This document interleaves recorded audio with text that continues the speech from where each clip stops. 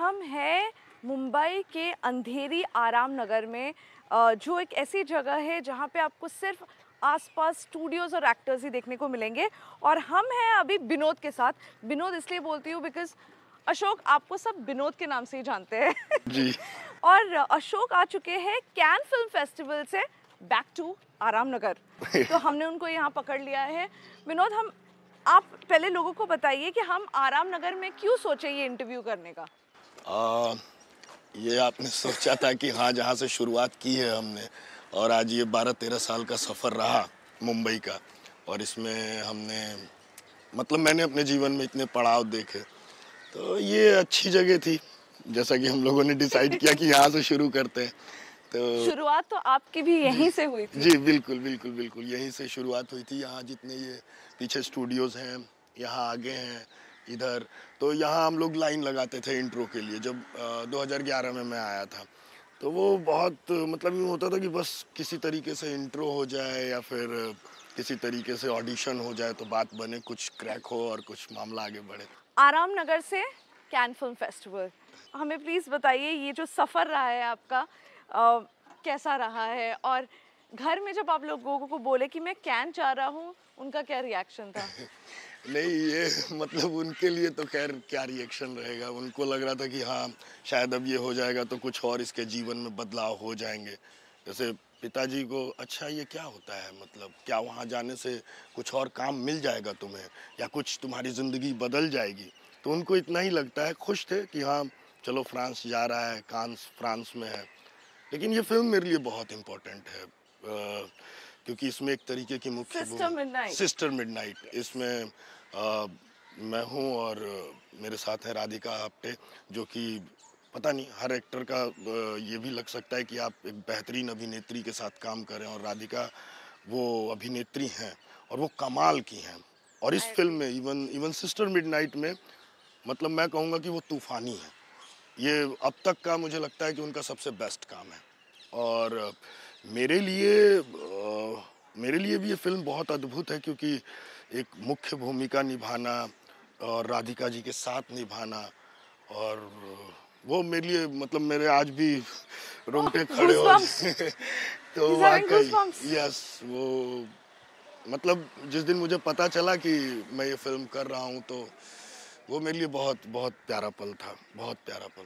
चलिए वापस चलते हैं कैन फिल्म फेस्टिवल में। आपका क्या एक्सपीरियंस था वहाँ पहुँच के, एक अलग देश, वहाँ पे जाना, और वहाँ पे जाके कपड़ों का क्या किया, कैसे किया, वहाँ पे जाने का क्या मतलब कैसा था पूरा एक्सपीरियंस, हमें बताइए। मतलब सबसे पहले तो मेरे पास ये सब कोट वोट थे नहीं। अब चूँकि क्या है कि अब ये होता है कि अगर आप इतने बड़े फेस्टिवल में जा रहे हो तो कोई डिज़ाइनर आपके साथ कोलैबोरेट कर ले, तो आपको कपड़े मिल जाएँगे। तो अब आजकल ये है कि भाई आपके इंस्टाग्राम पे तो फॉलोवर ही नहीं है, तो कोई डिज़ाइनर क्यों आपसे कोलैबोरेट करेगा? आप कितने भी बेहतरीन हैं, लेकिन आपकी सोशल मीडिया पे कितनी प्रेज़ेंस है। आम जीवन में आप बेशक सोशल हो, लेकिन अगर आप सोशल मीडिया पे सोशल सोशल नहीं नहीं है है, तो फिर कुछ फिर नहीं हो कुछ नहीं सकता। हो सकता। तो मैंने कपड़े खरीदे, 2 सूट खरीदे। पहली बार अकेला मैं जा रहा था, ट्रैवल अकेला करना था, तो बहुत डरा भी हुआ था। मैं लिटरली बहुत डरा हुआ था कि कैसे, मतलब क्या थोड़ी-सी ये आपका फर्स्ट नहीं, इंटरनेशनल? मैं जा चुका हूँ। मैं एलए में भी, हॉलीवुड स्टूडियो में भी शूट कर चुका हूँ, और भी कंट्रीज़ गया हूँ, मैं रोमानिया गया हूँ। लेकिन ये फर्स्ट टाइम था कि मैं अकेले ट्रैवल कर रहा ओके, था, ओके। जिसमें थोड़ी इंग्लिश बाधा है मेरे लिए, कि बोलना और समझाना कि कहीं फँसूँगा तो मैं क्या एक्सप्रेस कर पाऊँगा। तो वो थोड़ा मेरे लिए बहुत डिफ़िकल्ट था, बट हो गया। इस बार मैंने कम से कम 70% अंग्रेज़ी बोली। तो ये कॉन्फिडेंस आया कि हाँ भाई, अगर सरवाइव करना है तो बोलना पड़ेगा, नहीं तो फंस जाओगे तुम। तो कपड़े लिए, और इन सब चीज़ों से अलग ये था कि मैं वहाँ था यार। और वो मुझे लगता है कि वो सिनेमा का वो कुछ भी कह सकते हैं, उसे मक्का मदीना कह सकते हैं, उसे कोई तीर्थ धाम कह सकते हैं, जो कला प्रेमियों के लिए वो जगह है। और वो वाकई बहुत खूबसूरत है। दुनिया के तमाम जगहों से लोग आते हैं, सिनेमा देखते हैं, सिनेमा लेकर आते हैं, और आप तरह तरह की फिल्में देखते हैं। लोग बहुत अप्रिशिएट करते हैं। जैसे हमारी फिल्म थी, और लोगों ने मतलब बहुत देर तक तालियां बजती रही ऑडिटोरियम में। डायरेक्टर थे, मैं था, छाया कदम जी थी। छाया कदम जी, तो आप सोचिए कि जो फिल्म अपनी पायल कपाड़िया की जो यस। विन की है उसमें भी है वो, इसमें है सिस्टर मिडनाइट में। मतलब ये इतना प्यारा मोमेंट है। मतलब पहले, सबसे पहले अपने देश के लिए ये बहुत बड़ा मोमेंट है कि हमने इतने सालों बाद हम वहाँ पे विन करके आए हैं, जो पायल एब्सोल्युटली। कपाड़िया जी की फिल्म है। मतलब बिल्कुल। ये वाकई हमारे लिए एक प्राउड मोमेंट है। चलिए अब बात करते हैं, पंचायत सीज़न 3 आ रही है और हम वापस विनोद को देखने के लिए बिखरा रहे हैं। बट जी, जी। ये बताइए, जब विनोद वायरल हो गया, जी, आपकी लाइफ कैसे चेंज हो गई? मुझे अभी भी याद है, मैंने आपका इंटरव्यू किया था जी, जी, आपके घर पे। जी। मुझे बताइए वो लाइफ कैसे चेंज हुई, और क्या अच्छा हुआ विनोद के वायरल होने के बाद, और क्या अच्छा नहीं हुआ? आई मीन कोई, मुझे नहीं लगता कोई ख़राब चीज़ हो सकता है, जी, राइट? बिल्कुल, बिल्कुल, बट बिल्कुल। फिर भी आप मुझे बताइए कि लाइफ कैसे चेंज हो गई उसके बाद? लाइफ, सबसे पहला मुझे लगता है कि लाइफ यूँ चेंज हो गई कि मेरे माँ-बाप को अब सब बोलते हैं कि तुम्हारे लड़के को देखा। वो मेरे लिए सबसे, मैं 11-12 सालों से काम कर रहा था, बहुत सारी फ़िल्में की, बहुत सारा, लेकिन कोई पहचान नहीं थी। आज मेरे पापा अपने घर से बाहर निकल कर जाते हैं, तो वो बोलते हैं अभी ये विनोद के पापा हैं, मिलवाते हैं। पापा भी खूब गर्व से बताते हैं कि मेरा बेटा, वो पंचायत में विनोद है, अगर वो कहीं शॉपिंग पे जा रहे हैं या कहीं भी। तो वो मुझे लगता है कि इस पूरे ब्रह्मांड में मेरे लिए वो सबसे बड़ा धन मिला है विनोद से मुझे। और नुकसान सच एज़ कुछ नहीं है, लेकिन हाँ, ये है कि थोड़ा-सा यहाँ पे ना मैं समझ नहीं पाता हूँ कि कैसे क्या होगा? क्योंकि मैंने बहुत सारा काम छोड़ा भी इन 2 सालों में आफ्टर विनोद।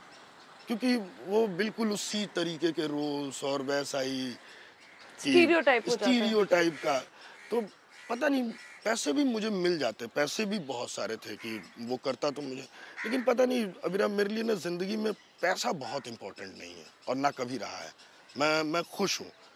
मेरे मतलब बहुत बड़े-बड़े सपने, लेकिन मैं अपने मन का काम ज़रूर करना चाहता हूँ कि जो काम बेशक 2 सीन हो, 3 सीन हो, लेकिन वो मेरे लिए करने के लिए उसमें कुछ हो, जिसमें मैं वाक़ई कुछ क्रिएटिव कर सकूँ और मैं कुछ उसमें जान डाल सकूँ, ताकि वो छोटा किरदार भी बड़ा किरदार बन जाए। जैसा कि विनोद ही था। जब मैं करने गया था तो मैंने नहीं सोचा था कि ये, बस मैं दिल से करूँ, लेकिन मेरा दिल तो लगे, उस तरीके के चरित्र तो आएँ। तो उस वो थोड़ा मेरे को लग रहा है कि जद्दोजहद चल रही है, क्योंकि विनोद ऐसा छप गया है लोगों में। और मैं हमेशा बोलता हूँ कि जब मैं विनोद इतना इस तरीके से निभा सकता हूँ तो मैं कुछ भी निभा सकता हूँ। अच्छा, चलिए बताइए हमें, ये सिस्टर मिडनाइट का ऑडिशन कैसा था? कैसे मिला? आई मीन ये जो प्रोसेस था, और आपको पता था कि राधिका आप्टे के ऑपोज़िट में हैं आप? नहीं, मुझे बिल्कुल आइडिया नहीं था। मुझे पहले स्क्रिप्ट भेजी गई, वो इतनी खतरनाक अंग्रेजी में स्क्रिप्ट थी कि मैं कहूँ मैं इसको कैसे पढ़ पाऊँगा? मेरा एक एफटीआई का दोस्त था, मैंने कहा यार तेरी अंग्रेजी बहुत अच्छी है, प्लीज़ यार तू मेरे को थोड़ा समझा यार स्क्रिप्ट। वो भी पढ़ा, बोला यार ये थोड़ी ना बहुत ज़्यादा ही ब्रिटिश अंग्रेजी है, ये थोड़े ऐसी ऐसी मतलब डिक्शनरी में ढूंढने पड़ेंगे ये इस तरीके के शब्द। मैंने कहा यार मेरे को दे तो दिया है कि इसमें प्रमुख भूमिका में तुमको करना, मैं यही नहीं समझ पा रहा हूँ यार स्क्रिप्ट पढ़ के क्या बोलूँ। फिर और एक दो लोगों से मैंने मदद ली और स्क्रिप्ट वाकई बहुत कमाल की थी। जितना मैं भी पढ़ रहा था तो मुझे भी समझ में आ रहा था। तो फिर मैंने प्रशांत को बोला कि यार प्रशांत मुझे प्लीज़ ना एक बार तो हिंदी में ये थोड़ा सा मेरे को डाउटफुल है, तो प्लीज़ समझा दे। बोलता है यार देखो मैं आज तुम हिंदी का मैं चंक बताता हूँ। उन्होंने बताया तो मैं समझ गया। तो वो स्क्रिप्ट बेसिकली ना वो इतनी कमाल की है, एब्सर्ड है, वैसे तो उसको बोल सकते हैं कि डार्क ब्लैक कॉमेडी है। तो मेरी उनसे बातचीत में यही हुआ कि यार ये फिल्म ना मुझे जो लगती है, जैसे हम सब साथ हैं लेकिन हम अकेले हैं अपनी दुनिया में। हमारे रिलेशनशिप अब बहुत अजीब तरीके के हो गए हैं, चाहे वो पति पत्नी का रिलेशन है, गर्लफ्रेंड बॉयफ्रेंड का रिलेशन है। हम एक कमरे में हैं लेकिन हम सब लोग अपने फ़ोन्स पर हैं। वो मोमेंट आता है कि जब हम बात कर लेते हैं लेकिन हम यहाँ होते हुए भी हम कहीं और हैं। तो वो उस तरीके का सारा जब बात हुई तो फिर उन्होंने बोला यस तुम बिल्कुल सही ट्रैक पर हो। फिर उन्होंने टेस्ट किया, अब मैं बहुत रियलिस्टिकली कर रहा हूँ। बोले नो ये नहीं है, रियल तो कुछ है ही नहीं ना इस दुनिया में। कब कहाँ कौन सी चीज़ खत्म हो जाए कोई नहीं जानता, और हम किस सिचुएशन में क्या रिएक्ट करेंगे हमें नहीं मालूम। तो ये ऐसे है, तो वो एक टेस्ट हुआ और वो करण बहुत खुश हुए, दिलीप सर बहुत खुश हुए कि बहुत अच्छा हुआ, और फाइनली मुझे पता चला कि मैं कर रहा हूँ। फिर मुझे बाद में पता चला कि गोपाल के साथ जो उमा है वो राधिका आप्टे हैं। अशोक, बिकॉज हम आराम नगर में हैं, हम सिर्फ यही जानना चाहेंगे जो जर्नी आपका यहाँ पे शुरू हुआ है, कितने ऑडिशंस देते थे दिन में और कैसा वो फेज रहा है? यहाँ पूरे स्टूडियोज हैं तो यहाँ रोज अपना ऑडिशंस, और इधर इधर हम इधर इधर की साइड चले जाएंगे तो इधर एक चलिए हम उस तरफ चलते हैं। चैनल 9 हुआ करता था, वहाँ पे काफ़ी ऐड के ऑडिशंस होते थे। मतलब ऐड का मतलब उस टाइम में जब हम आए थे तब ऐड मिल जाना यानी आपकी लॉटरी लग जाना, क्योंकि उसमें पैसे बहुत मिलते थे। अब बहुत कम मिलने लगे, लेकिन उस टाइम आपने पहला ऐड ही किया था जी ना? ऐड ही किया था, यहीं पे वो क्रैक हुआ था, बस तुक्के तुक्के में। तो पहला ऑडिशन अपनी जिंदगी का मैंने वहीं दिया, और जिंदगी का सॉरी बोल रहा हूँ, मुंबई का, और वो हुआ। उसके बाद ऐड मैंने बहुत सारे किए, पैसा वहीं से आया मेरे। पैसा वहीं से पैसा वहीं से आया, पहली फिल्म वहीं से आई, यहीं से आई। अभी कैन से वापस आ गए आप, जी। अभी क्या चल रहा है, आगे क्या होने वाला है? मतलब कान से आने के बाद कल जो था मेरा सबसे बड़ा काम ये था कि जितने 10,000 कपड़े थे गंदे मेरे उनको मैंने धोया है यार। इतने हो गए थे 15-20 दिन से, इधर उलझना उधर उलझना, कम से कम 3 घंटे कल मैंने कपड़े धोए हैं। रात के 11 बज गए थे। मतलब मैं उनको 10,000 या 1 लाख भी बोल सकता हूँ मतलब इसको थे तो भाई 20-25। मुझे तो लगा 2 ब्लेजर लेके गए थे आप। हाँ 2 लेकर गया था, एक तो पहना ही नहीं, एक ही पहना, और एक जोड़ी और पहना, और जो यहाँ पर लगातार इकट्ठा हो रहे थे कि कल धो लेंगे भैया, परसों धो लेंगे, तरसों धो लेंगे, तो कैन से वापस आने के बाद कपड़े धुलाई धोए, सफाई करी, तो मौज है। उसी बहाने एक्सरसाइज चल रही है ना आजकल मेरी। All the very best panchayat so season 3 के लिए, और हम आपको देखने के लिए बहुत बेताब है। इवन सिस्टर मिडनाइट मैंने देखी नहीं है, मुझे देखनी है। जी बिल्कुल। Congratulations. Thank you so much Avira.